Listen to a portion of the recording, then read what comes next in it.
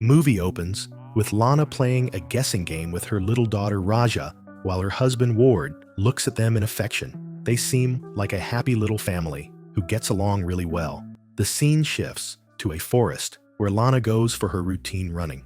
Now the biggest question here is who goes to a forest to run anyway?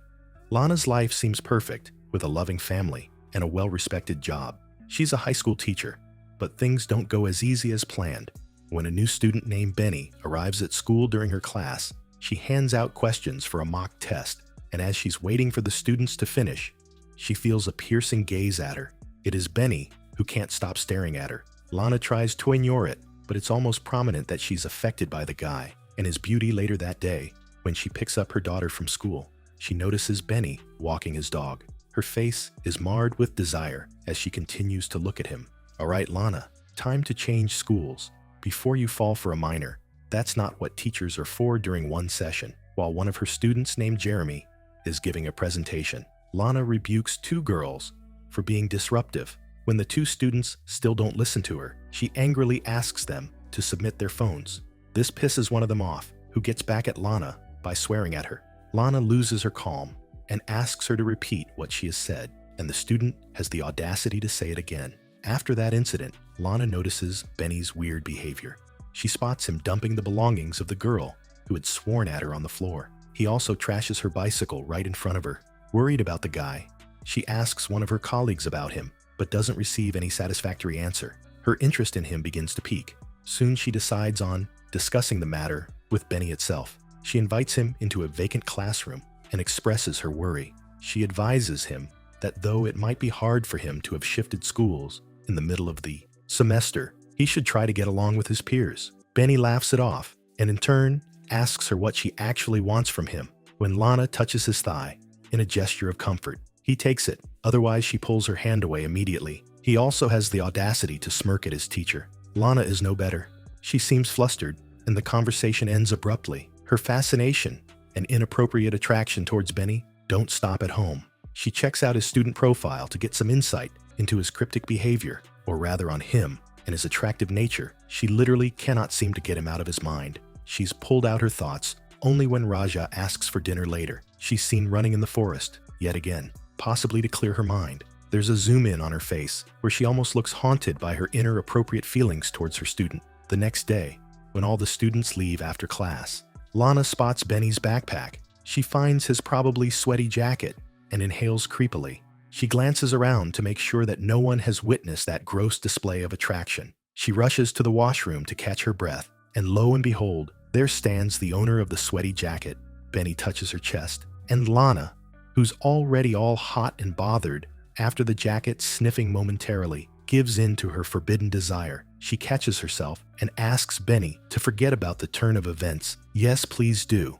You're a minor, and this is criminal behavior." Lana back at home, she's plagued by the incident in school, while her husband sleeps beside her without a clue. The interaction between Benny and Lana doesn't stop though. The next day during class, Benny keeps staring at her until Lana is forced to meet his eyes. After class, he approaches her in the hallway and asks her to meet him after school. Frustrated, Lana him into a corner and requests him to forget about her as the thing between them is wrong. Well, no kidding, Sherlock. But Benny is not one to handle rejection. Well, Lana finds the side view mirror of her car smashed. She guesses the identity of the culprit, but what can she do? She proceeds with her day and goes to pick up her daughter as usual on the way, though she stops in her tracks when she sees a group of guys on the sidewalk, and of course, one of them has to be Benny. Later that day, when her husband inquires about the damaged car, she just lies and says that she has hit a lamppost.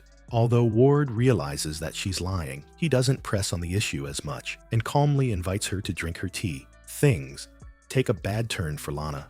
After that, during one of her classes, as she's distributing mock papers, Benny makes some sexual and inappropriate gestures about Lana, and the headmistress, obviously infuriated by the disrespect, she asks him to leave. Either he leaves or she does as expected. Benny refuses to leave as the entire class hoots and throws stuff at Lana. Feeling humiliated, she leaves the classroom. Later, she runs in the forest to clear her mind, but feels someone's eyes on her. As she glances around, there's no one in sight. Back at home, Lana is seen teaching Raja. She gets a phone call, But when she picks up the receiver, she hears some low noise from the opposite end. She hangs up and tries to resume teaching Raja. Annoyingly, she's interrupted. Once again, this time, she doesn't pick up the call and disconnects the receiver as she knows who's calling. It's the way Lana can't catch a break throughout the entire movie. The next day at school is extremely difficult for Lana. When she sees Benny in class, she turns around and bolts. She just cannot bring herself to face the class. And Benny, after the humiliation, she calls in sick and leaves back at home. When Ward asks her about her day, she lies about it and talks about an assessment interview. She also mentions to him that she has been teaching the whole day, satisfied with her answer. Ward doesn't ask much anymore. She continues to ditch school the next day as well, spending time by the river instead. One day, she visits an art gallery. As she's looking at the pieces in the exhibition, she feels a familiar gaze on her back. And guess who it is? Benny, of course. After disrespecting his teacher, he's now stalking her. Seeing him, she leaves and proceeds to go to a different part of the room. Benny is adamant and follows her. She feels how close he is and bolts yet again. Like, let the woman live. She manages to lose him and tries to leave. While he's frantically searching for her, she rushes towards the elevator. But as the door is about to close, Benny steps in. Oh well, there hasn't ever been a good record for elevators and sexual attractions combined together. Anyone can guess what's to crop up. Benny requests Lana to come back to school as he misses her. He finally manages to seduce her and puts his desperate hands all over her. He pulls away when she tries to kiss him. The reason is left unclear though, but he satisfies his teacher in various other ways. Lana Fine finally gives in to her temptation, forgetting about morals, and most importantly, the law afterwards. Lana sits in her car and stares at her husband and daughter. She's consumed by guilt at what had transpired between her and the minor.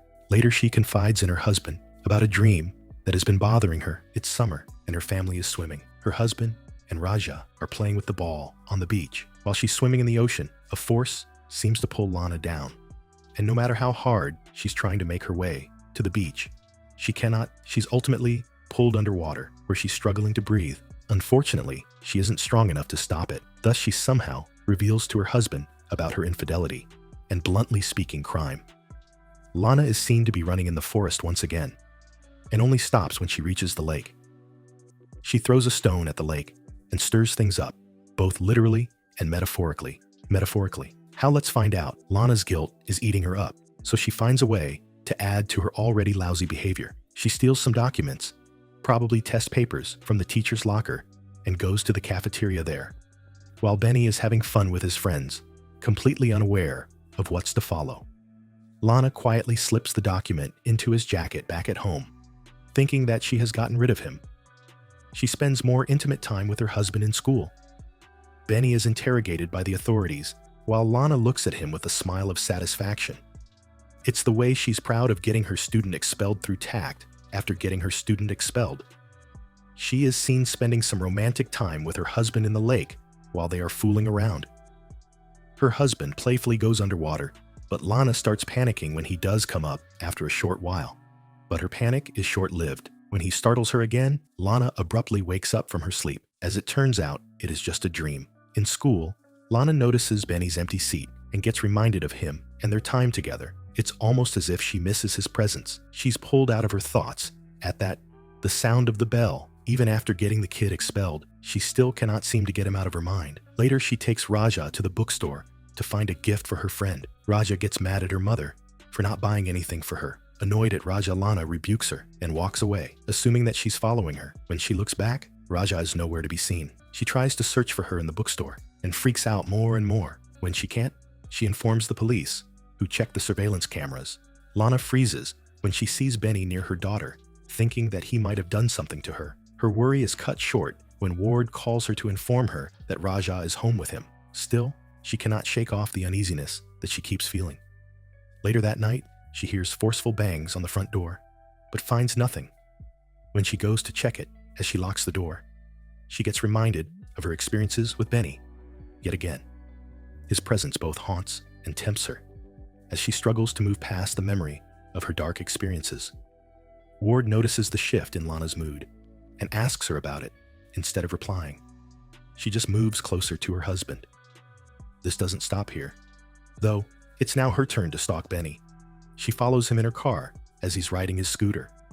She keeps following the oblivious Benny clearly. searching for an opening to harm the unaware boy. She abruptly swerves her car at him forcefully, hitting him. After a moment, she comes to a stop. She's breathing heavily, but she looks satisfied.